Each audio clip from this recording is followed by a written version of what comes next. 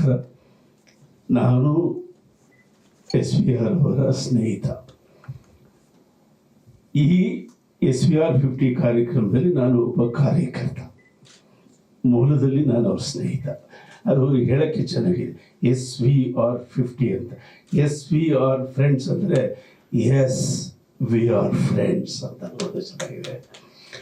ಈ ಸಾಧಕರನ್ನು ಸಂಬೋಧಿಸೋದು ಒಂದು ಸಾಂಸ್ಕೃತಿಕ ಆಚರಣೆ. ಸಾಧಕರನ್ನು ಸಂಬೋಧಿಸಬೇಕು. ಹೇಗೆ ಸಂಬೋಧಿಸಬೇಕು ಅಂತ ಕುವೆಂಪು ಅವರು ಭಾಳ ಚೆನ್ನಾಗಿ ಹೇಳಿದ್ದಾರೆ. ಒಬ್ಬ ಸಾಧಕನನ್ನು ನಾವು ಪೂಜ್ಯರೇ ಅಂತಲೇ ಕರಿಬೇಕು ಅಂತ ಕುವೆಂಪು ಹೇಳ್ತಾರೆ.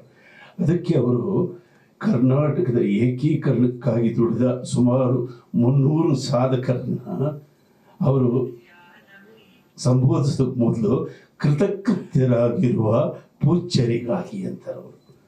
ಸೊ ಸಾಧಕ ಒಬ್ಬ ಪೂಜ್ಯನಾಗಿರ್ತಾನೆ. ಅವನ ಕೃತಿಯನ್ನು, ಅವನ ಕೊಡುಗೆಯನ್ನು ನೆನೆಸ್ಕೊಳ್ಳೋದಕ್ಕೆ ನಾವು ಒಂದು ಸಂಸ್ಕಾರ ಪಡಿಬೇಕು ಅಂತ ಅವ್ರು ಹೇಳ್ತಾರೆ. ನಾವು ಕೃತಕೃತ್ಯರಾಗಿರುವ ಈ ಪೂಜ್ಯರ ಸಾಧನೆಗಾಗಿ ಅವರು ಮಹತ್ವಾಕಾಂಕ್ಷಿಗಳನ್ನು ಆಮೂಲತ್ತಿಸ್ಕೊಂಡು ದಿನ ಓಡಾಡ್ತಾ ಇರ್ತಾರೆ. ಅವ್ರಿಗೆ ಸಾಮಾನ್ಯವಾಗಿ ಚಿಕ್ಕ ಚಿಕ್ಕ ಕನಸುಗಳ ಜೊತೆಯಲ್ಲಿ ಟಿಫನ್ ಮಾಡೋಕ್ಕೆ ಗೊತ್ತೇ ಇಲ್ಲ. ಅವರಿಗೆ ಎಲ್ಲ ಮಹತ್ವಾಕಾಂಕ್ಷಿಗಳನ್ನ ಅದು ಒಂದು ಅಮಲಿನಲ್ಲಿ ಓಡಾಡ್ತಾ ಇರ್ತಾರೆ. He is A greatest informative director. ಅವರೊಂದು ಕತೆ ಕೈ ತಗೊಂಡ್ರೆ ಆ ಕತೆಗೆ ಕೆಲಸ ಮಾಡೋ ಎಲ್ಲ ತಂತ್ರಜ್ಞರಿಗೆ ಆ ಕಥೆಯ ಹಿನ್ನೆಲೆಗೆ ಬೇಕಾದಂಥ ಇನ್ಫಾರ್ಮೇಷನನ್ನು ತಂದು ಸುರಿತಾರೆ. ಅಷ್ಟು ಓದ್ಕೊಂಡಿರ್ತಾರೆ, ಅಷ್ಟು ಇನ್ಫಾರ್ಮೇಷನ್ನ ನಮಗೆ ಕೊಡ್ತಾರೆ ಅವರು. ಅದರಿಂದ ಅವರು ಕೊಡುವಷ್ಟು ಇನ್ಫಾರ್ಮೇಷನು ನಾನು ಇದುವರೆಗೂ ಯಾವ ನಿರ್ದೇಶಕನ ಬಳಿಯೂ ನಾನು ಕೇಳಿಲ್ಲ.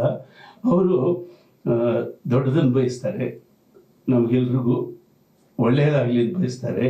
ನಮ್ಮ ಗೆಲುವನ್ನು ಅವ್ರು ಇಷ್ಟಪಡ್ತಾರೆ.